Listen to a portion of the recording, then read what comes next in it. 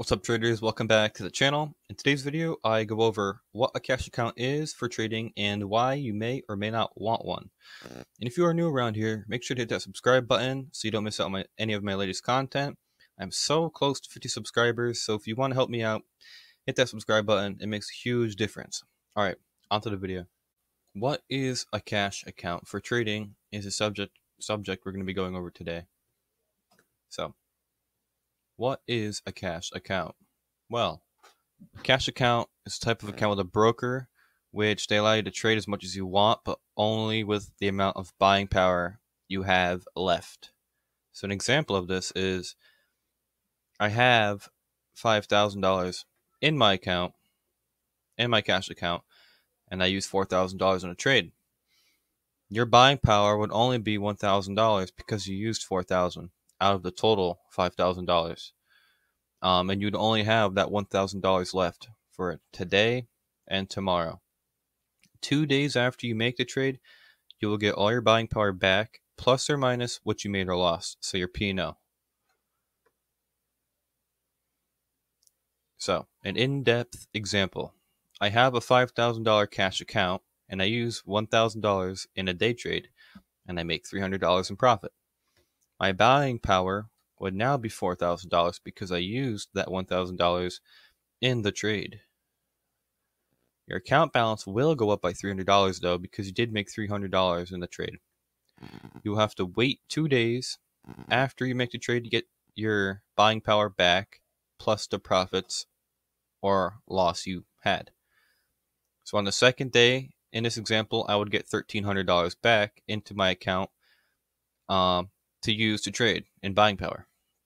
So total buying power would be $5,300.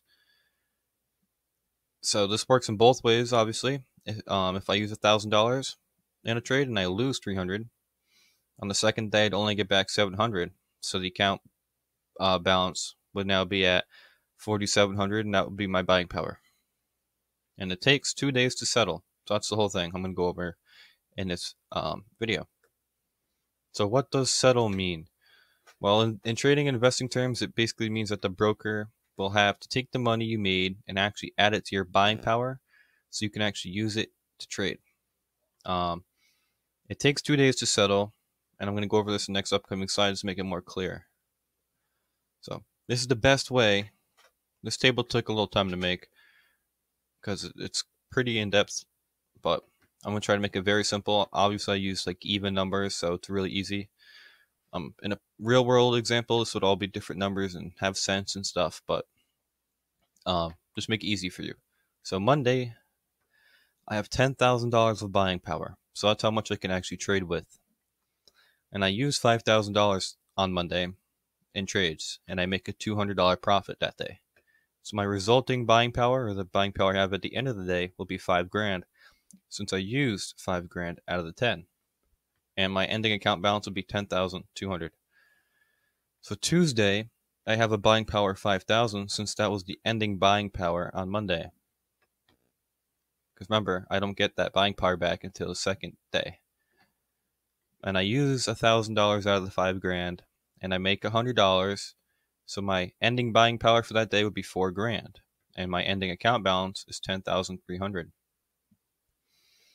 So now in the beginning of Wednesday, my buying power would be $9,200.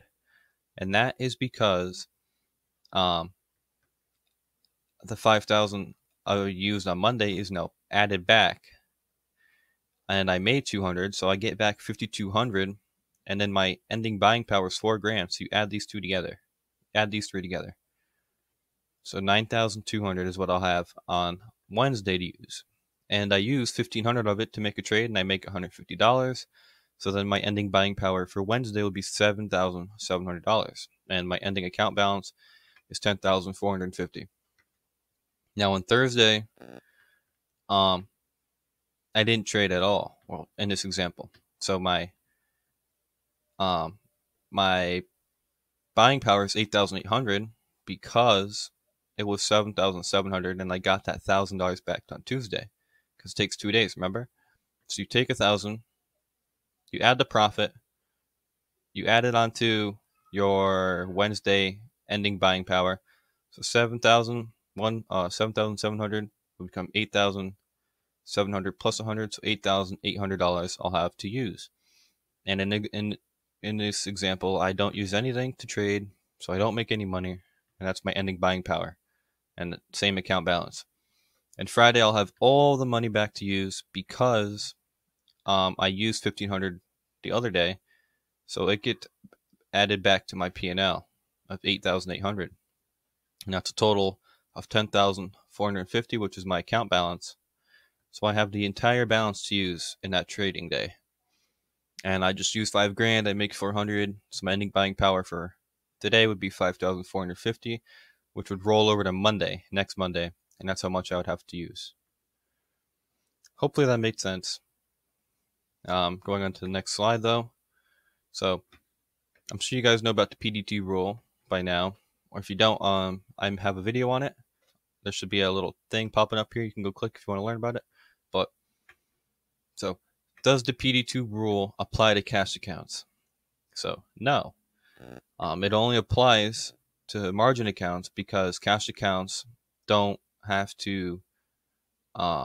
Basically, there is no PD2 rule or pattern day trading rule on cash accounts. It only applies to margin accounts. So this means that you can trade as much as you want every single day with a cash account, but your buying power will keep diminishing and getting smaller as you use that money to trade. So an example of this again is I have 10 grand in my account balance and I have a $10,000 buying power. If I use all $10,000 with the buying power and make 1,000, I would get back 11 grand at the beginning of the second day. So it takes 2 days to get all your buying power back plus your P&L that you made. So on Wednesday, I would actually have 11,000 to use to trade. So what if I don't day trade with a cash account? Well, what happens is if you hold it for one day, it's basically the same as day trading because remember it takes 2 days. On the beginning of the second day, you get all of it back. So if you hold it for one day, it does not matter. Here's a little example.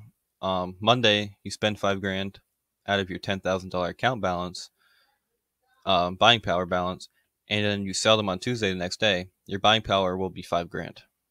And then the next day after that, which would be Wednesday, you would have the whole amount.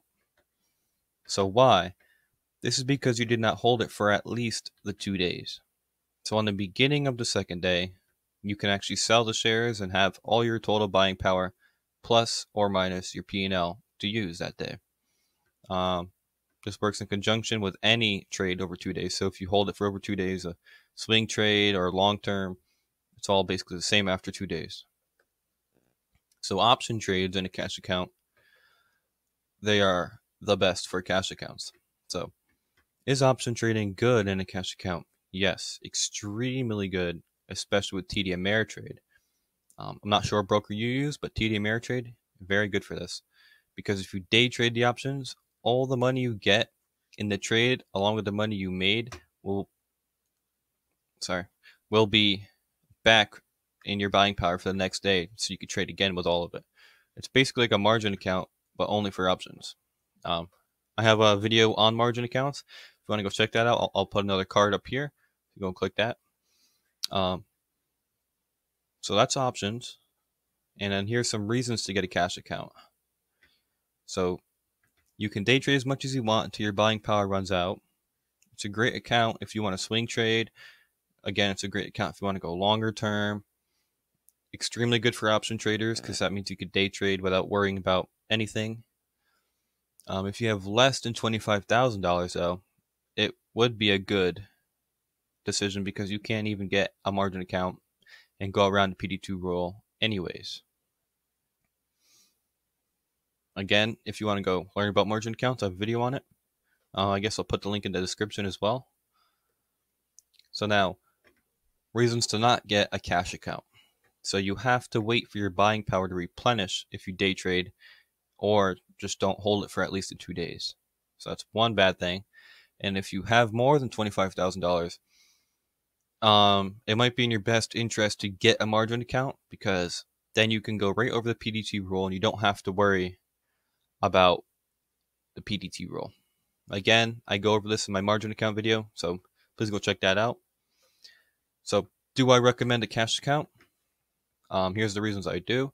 I recommend a cash account if you have at least 25 grand, because you cannot afford a margin account, which is over the PDT rule. So, I said that wrong. I recommend a cash account if you have have less than 25,000, because you can't get over the PDT rule in a margin account. So if you have less than 25 grand in the fund, I would not recommend getting a cash account. I do recommend it if you do not day trade, because then you will not have to worry about the 2-day settling with your broker with the buying power of your account. And I would recommend it if you day trade options, because it's basically like you have your own margin account only for options, because you get your P&L back and all your buying power back every single day. So, did you learn anything? If you did, make sure to hit that subscribe button, because you want to keep up with all my latest content. I have tons of educational videos out and more coming out in the future. Always working on new videos. This channel is to bring all the information to you straightforward, so it's easy to understand. Try to make everything easy to understand, not to overcomplicate it. That's where people learn the best, and it's easier for me as well. So if you like the video, if you want to stick around for my journey, please hit that subscribe button. I also day trade live a bunch of my videos coming in the future as well. And with that, thank you for watching.